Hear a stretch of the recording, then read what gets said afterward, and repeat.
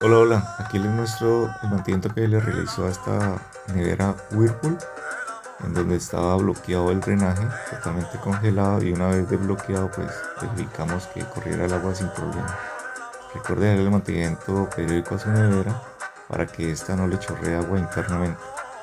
Aquí confirmamos cómo corre el agua sin problema, e igual también detectamos que la resistencia por un tiempo ha estado derritiendo o afectando el gabinete internamente, que también procedimos a cambiarlo.